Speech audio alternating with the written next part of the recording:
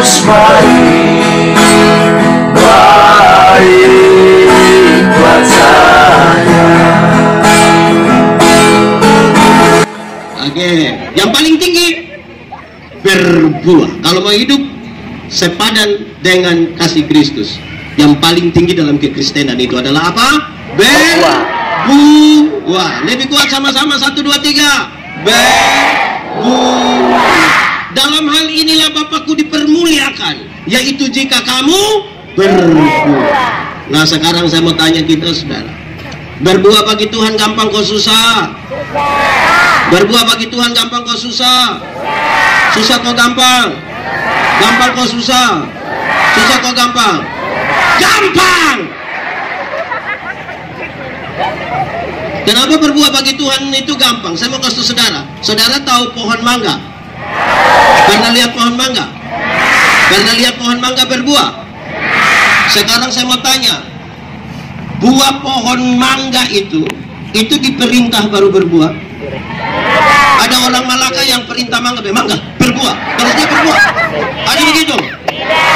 Kenapa saya ingin bilang begitu saudara? Ranting yang melekat pada pohonnya, buah keluar dengan sendirinya tanpa diperintah, Ada banyak orang Kristen rindu berbuah, tapi tidak melekat kepada pohon. Bagaimana buah bisa ada? Nanti kalau buah ada pasti buah plastik. Pernah lihat pisang plastik? Jeruk plastik pernah lihat?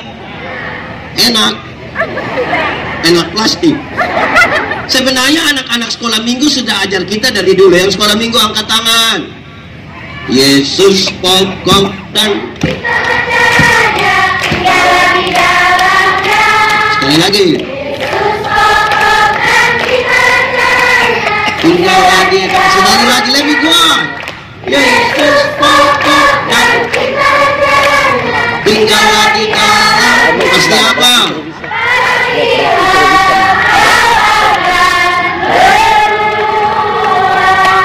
Saudara lihat, melekat kepada pohon, berbuah. Saudara kalau baca Yohanes pasal 14, jangan berhenti di ayat 6, lanjut sampai ayat ke-12, dia bilang begini, barang siapa percaya kepadaku, melakukan pekerjaan-pekerjaan yang aku lakukan. Jadi siapa yang percaya pada Tuhan Yesus sepadan dengan kasih-Nya, melakukan yang Tuhan lakukan. Ini percaya Tuhan Yesus semua? Percaya? Sudah melakukan yang Tuhan minta?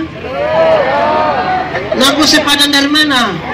Sekarang saya pakai contoh saja. Ada satu waktu Tuhan Yesus urus orang perempuan berzina yang kena tangkap. Supaya kalau pulang dari sini ada yang berzina, urus pakai cara Yesus.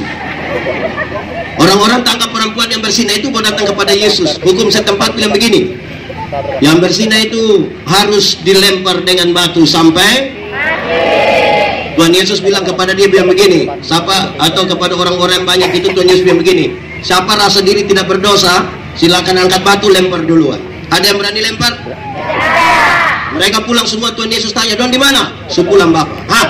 Engkau pergilah dan jangan berbuat dosa lagi. Waktu Tuhan bilang engkau pergilah dan jangan berbuat dosa lagi, Tuhan tidak kompromi dengan dosa. Dosa tetap dosa. Tetapi kepada perempuan pendosa ini Tuhan beri kesempatan baru, bahwa masa lalu tidak bisa dirubah, tapi sekarang masa depan bisa dirancang di dalam nama Tuhan. Suami, setepuk tangan. Tapi saya mau tanya dulu, suami-suami duluan. Suami-suami semua yang ada di sini, mulai dari yang pakai pakaian biasa sampai pakaian dinas, saya mau tanya, yang mengaku pengikut Yesus, satu saat ketahuan istrimu berzina dengan laki-laki lain, bisa urus pakai cara Yesus? Tidak bisa. Bilang kepada ibu, bilang, mama pergilah dan jangan berbuat dosa lagi. Berani. Banyak bapak-bapak bilang, mama pergilah dan jangan pulang lagi. Tapi bilang mau sepadan dengan kasih Kristus. Di sini ada? Atau saya balik, ibu-ibu? Di sini tidak ada ibu-ibu. Saya kira ini nenek-nenek semua. Ibu-ibu, kalau satu saat ketahuan suamimu berselingkuh dengan teman di kantor, bisa urus pakai cara Yesus? Tidak. Bilang kepada suami, bilang begini, Papa, pergilah dan jangan berbuat dosa lagi. Pasti bab tua bilang puji Tuhan. ibu tidak buat begitu. Ketika ketahuan suaminya berzina, kami ini pendeta urus banyak ibu-ibu yang tidak bilang begitu. Dia berdiri di pintu baru dia bilang begini, lu kira lu sendiri yang bisa? Jangan lihat umur 40 tahun begini bapak, tapi berapa yang kecewa.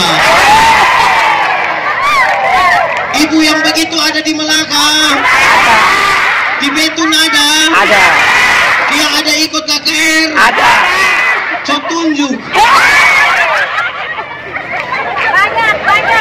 Jadi mau sepadan dengan Tuhan itu ikut apa yang Tuhan lakukan. Amin kok. Oke, saudara-saudara, ada satu waktu ada murid-murid bertengkar, berkelahi baku rampas jabatan. Supaya kalau nanti di Betun ini di Melaka ada yang baku rampas jabatan, ya urus saja pakai cara Yesus, gitu ya. Murid-murid sebentar bertengkar, siapakah yang terbesar di antara mereka? Tuhan tidak marah, jabatan itu kebutuhan, tapi prosesnya menjadi penting. Tuhan Yesus ambil satu anak kecil, taruh di antara mereka, terus Tuhan Yesus bilang begini, barang siapa yang mau menjadi terbesar di antara kamu, hendaklah dia menjadi yang terkecil. Selesai. Yesus baik.